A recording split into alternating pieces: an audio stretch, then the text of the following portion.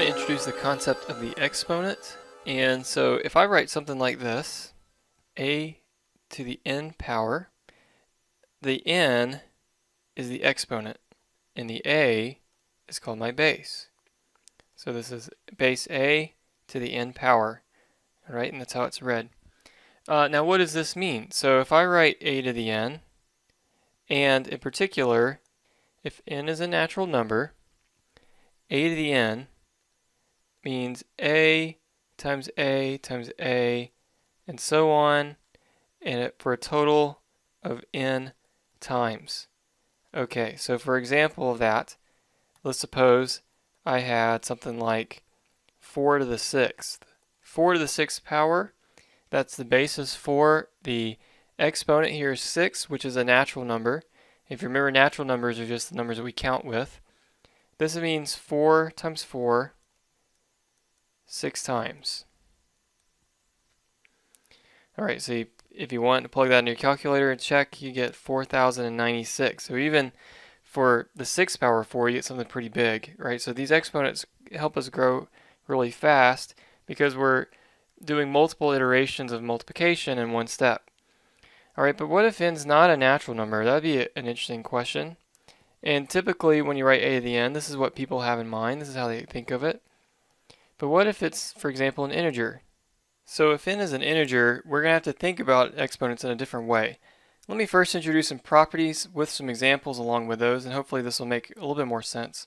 And we'll come back to show how this extension of a definition of an exponent fits well with what we've done already. Okay, so now you see some properties I have written here, and these are exponent rules. The first one says if I have a to the n times a to the m, then I can bring those together as a to the n plus m. So as an example of that, I can say something like this.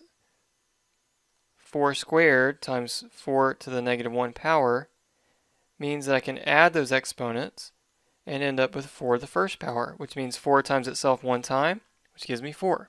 For the second property, I have a to the n divided by a to the m gives me a to the n minus m. So that would look like something like this. If I had 5 to the 5th power divided by 5 to the 8th power, well, that means I need to subtract the exponents, which would be 5 minus 8, which gives me 5 to the negative 3 power. And we're still learning what that means.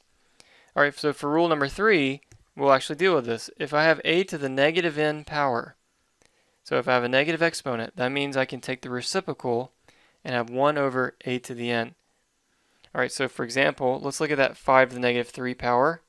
That's the same thing as saying 1 over 5 to the third. 5 to the third means 5 times itself 3 times, so I get 1 over 125.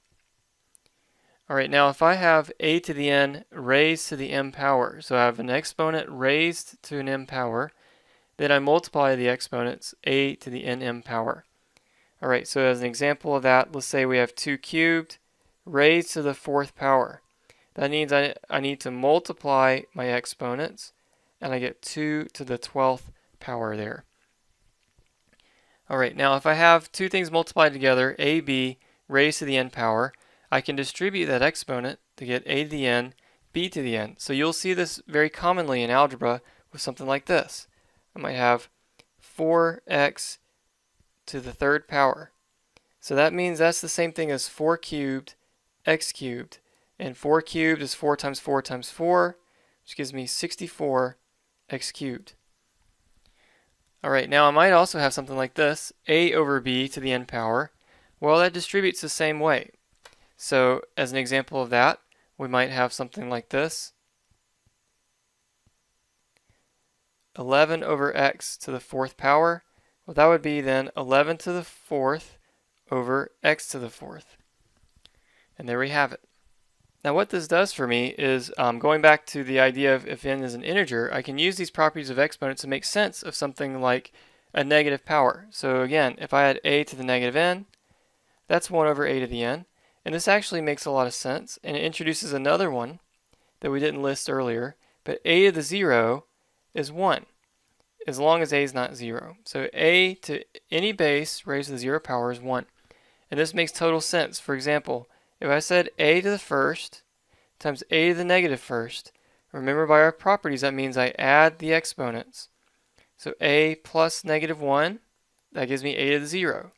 Okay, now remember also we said that a to the negative 1 power means 1 over a to that power. So a to the first times 1 over a to the first gives me a to the first over a to the first, which gives me 1. So here I did the same thing 2 times and got the equation a to the 0 equals 1.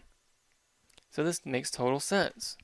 Alright, now I'm going to go over a few examples to show how you can use these principles to simplify, which is a very important idea in algebra. Okay, I want to look at these 4 examples real quickly and show you how the properties help simplify these things. So for the first one, I have 2n cubed over n to the negative 5th power.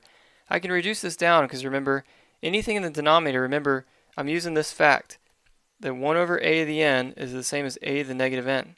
So that means I can bring this into the exponent and make this positive. So I get 2n cubed in the 5th. And at that point, I can bring them together and add the exponents and end up with 2n to the 8th power. All right, we'll do the same thing with the next one. All right, so I have x to the 7th, y to the negative cube, z to the 12th over x to the negative 1, z to the 9th. And that looks very confusing. All right, but it's not. I'm going to bring everything into the exponent first.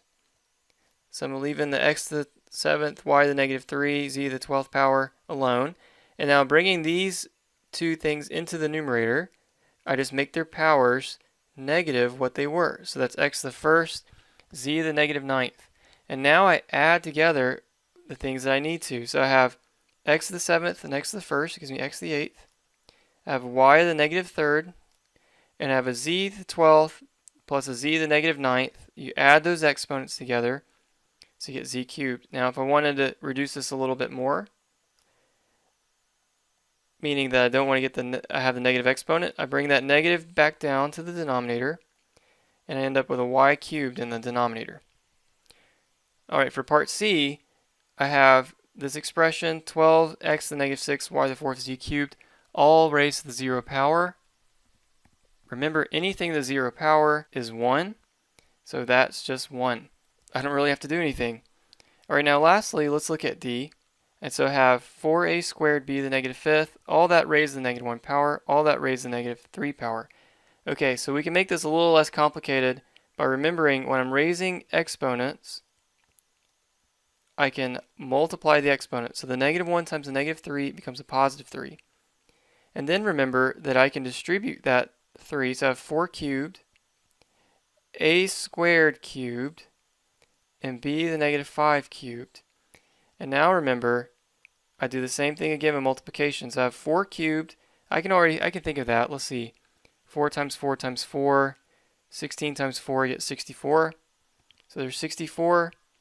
A to the 6th, b to the negative 15th. And if I want to get that b down into the numerator, I can pretty easily, just bringing it down and changing the exponent, changing the sign on the exponent. Please practice this. You're going to need this for algebra, and I think if you understand this well, it's going to make algebra a lot less confusing. As always, I'll be glad to help if you have any questions. Thanks for watching.